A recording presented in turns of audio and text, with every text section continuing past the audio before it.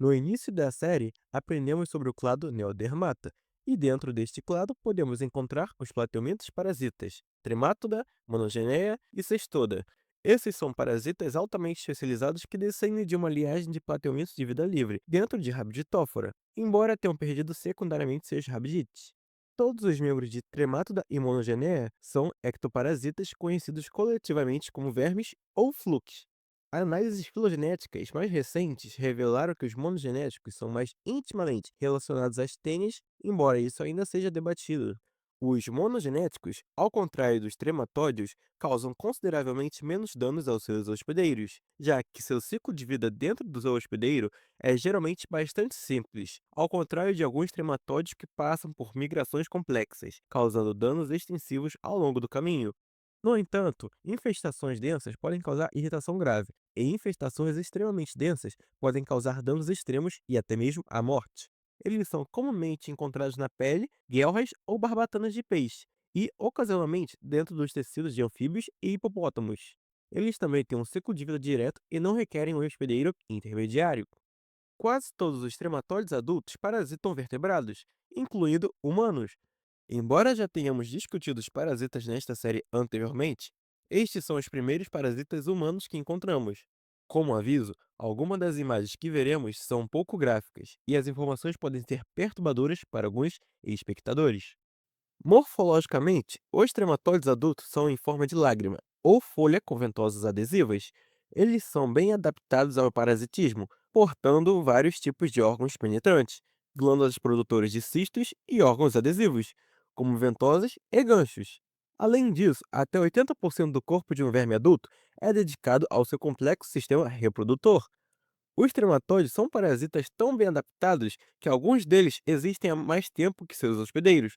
Por exemplo, os membros do gênero Schistossoma são parasitas dedicados há pelo menos 150 milhões de anos, o que é várias ordens de magnitude mais antigo do que a história evolutiva de muitas de suas atuais espécies hospedeiras definitivas e intermediárias, incluindo humanos.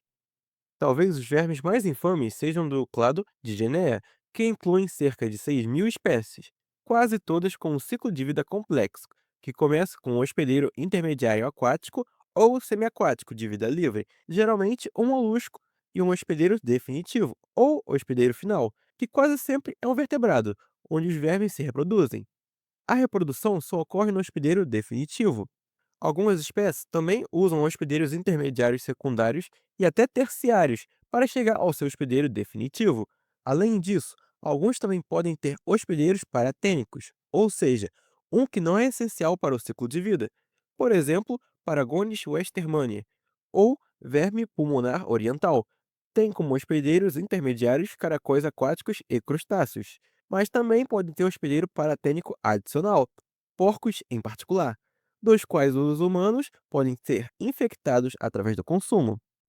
Espécies individuais de vermes genéticos são geralmente muito específicas ao hospedeiro, ou seja, eles só podem habitar espécies específicas. Mesmo dentro de uma espécie individual, um verme habitará apenas um local específico dentro do corpo de seu hospedeiro. Alguns têm como alvo o sistema digestivo, outros o sistema respiratório, outros mais ainda o sistema circulatório e outros ainda o sistema reprodutor. Muitos, como Clonorchis sinensis ou verme do fígado chinês, infectam diferentes sistemas em diferentes hospedeiros. No entanto, como tudo na biologia há exceções, a fasícula hepática, por exemplo, pode infectar uma grande variedade de mamíferos e já foi relatada em algumas espécies de pássaros. Vamos examinar um ciclo de vida típico para obter uma melhor compreensão. Começaremos com um ovo individual, que passou pelas fezes de um ser humano infectado. Se este ovo não atingir a água, ou se a água na qual for depositado for suficientemente tratada, ele não se desenvolverá mais. Se chegar à água, pode viver por várias semanas antes de ser ingerido por um hospedeiro intermediário, para que a membrana do ovo embrionário possa ser dissolvida e o miracídio ciliado possa emergir. Durante esse estágio móvel, pode se mover dentro do corpo de um caracol hospedeiro e eventualmente penetrar no intestino, depois na glândula digestiva, onde se metamorfoseia em um esporocisto. Os esporocistos se reproduzem assexuadamente e podem produzir esporocistos ou rédeas adicionais. As rédeas também pode se reproduzir assexuadamente para criar mais rédeas ou cercárias infecciosas que atacam peixes da família Cyprinidae, como carpas. Um único miracídio pode dar origem a 250 mil cercárias individuais. Este é um ponto extremamente importante quando se considera o risco epidemiológico representado pelos vermes. A expansão clonal dentro do hospedeiro intermediário significa que um local pode passar de baixo ou nenhum risco para alto risco com contaminação ambiental mínima de ovos derivados do hospedeiro definitivo. Se uma cercária individual encontrar um hospedeiro adequado, ela perfurará as escamas do músculo, onde perderá suas caudas e se encrustará em cistos protetores, permanecendo então dormentes como metacercárias. Caso um ser humano ou outro mamífero consuma a carne de peixe de água doce crua, mal passada, salgada, em conserva ou defumada, o cisto protetor é frequentemente rompido pelo verme juvenil, à medida que ele se excista por meio de liberações enzimáticas, iniciadas por alguma mudança externa, como uma mudança no pH no sistema digestivo. O verme juvenil, então, migra para o trato biliar, onde se torna adulto e pode viver por mais de 15 a 30 anos. Tudo isso descreve o ciclo de vida de apenas uma espécie de trematóide. Há muitos outros que conectam uma ampla gama de hospedeiros. Alguns, como o niel de faixa verde, se forçam a entrar nos pedúnculos oculares de um caracol para atrair pássaros.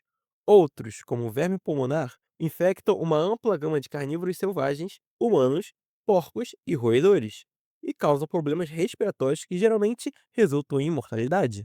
Alguns, como os vermes do fígado, fasícula hepática e fasícula gigântica, são um grande problema global para o gado em termos de mortalidade, morbidade e perda de produção. Eles causam um custo anual estimado de 3 bilhões de dólares para a economia global, o que provavelmente é uma subestimação significativa e é uma causa significativa de doenças humanas em alguns países em desenvolvimento. Outras espécies de trematóides de caracóis-chifre castram seus hospedeiros intermediários e usam seus corpos para se reproduzir, eventualmente liberando cercárias que se enterram nos cérebros dos peixes-rei, forçando-os a mostrar seus lados brilhantes para cima, atraindo seu hospedeiro final, uma ave predadora, onde se reproduzem e começam um ciclo novamente. Essa forma de alteração de comportamento induzida por parasitas geralmente é feita em um hospedeiro intermediário, a fim de matá-lo ou mutilá-lo, para que o parasita possa entrar em seu hospedeiro final, a fim de reproduzir-se sexualmente. Outro exemplo é o verme da lanceta, que começa como um ovo no esterco de vaca, que, se comido por um caracol, reproduz-se assexuadamente, até que as cercárias saiam do caracol através de bolas de limo, que são consumidas pelas formigas. Dentro das formigas, a cauda penetra no cérebro e induz alterações no comportamento, forçando as formigas a prenderem suas mandíbulas a uma folha de grama, até serem consumidas por um mamífero que passa, como uma vaca. As formigas se comportam como parte de sua colônia durante o dia e só se movem até a ponta de uma folha de grama à noite. Este é provavelmente o mecanismo evolutivo que maximiza o potencial de transmissão. Como se a formiga estivesse em cima da grama durante o dia, ela provavelmente secaria e morreria mais rapidamente. Curiosamente, alguns vermes também se encystam em plantas aquáticas, como a castanha de morcego, castanha d'água, bambu, lótus e outras, até serem consumidos por um mamífero, onde se desenvolvem no duodeno em cerca de 3 meses e se fixam na parede intestinal. Outro clado de trematóides, os esquistossomos, causam uma doença conhecida como esquistossomose, que infecta mais de 252 milhões de pessoas em todo o mundo e leva a milhares ou até centenas de milhares de mortes anuais. Elas são consideradas pela Organização Mundial da Saúde como a segunda doença parasitária mais devastadora socioeconomicamente, depois da malária, claro. Indivíduos infectados desenvolvem erupção cutânea ou coceira na pele, febre, calafrios, tosse e dores musculares podem começar a ocorrer de 1 a 2 meses após a infecção. Os ovos produzidos geralmente viajam para o intestino, fígado ou bexiga, causando inflamação ou cicatrizes. Crianças que são infectadas repetidamente podem desenvolver anemia, desnutrição e dificuldades de aprendizagem. Após anos de infecção, o parasita também pode danificar o fígado, intestino, os pulmões e a bexiga. Em alguns casos, os ovos são encontrados no cérebro ou na medula espinhal e podem causar convulsões, paralisia ou inflamação da própria medula espinhal. Os esquistossomos diferem dos outros vermes por serem dioicos, ou seja, são machos ou fêmeas, mas não ambos. Três espécies de esquistossomos: Esquistossoma hematóbio, que reside nas veias da bexiga urinária; Esquistossoma japônico, que vive nas veias do intestino delgado; e Esquistossoma mansoni, que vive nas veias do intestino grosso. São responsáveis pela maioria dos casos de esquistossomose em humanos, embora existam muitas outras espécies e até mesmo relatos de hibridização entre espécies existentes. Todas as espécies de esquistossomos infectam seus hospedeiros de maneira semelhante. Milhares de ovos são liberados por um ser humano infectado na urina ou nas fezes para a água doce. As larvas devem então passar por um hospedeiro intermediário, onde se metamorfoseiam em um esporocisto que libera cercárias assexuadamente na água. Cercárias que nadam livremente infectam o novo hospedeiro mamífero ao penetrar diretamente na pele, causando uma irritação cutânea transitória comumente chamada de coceira do nadador.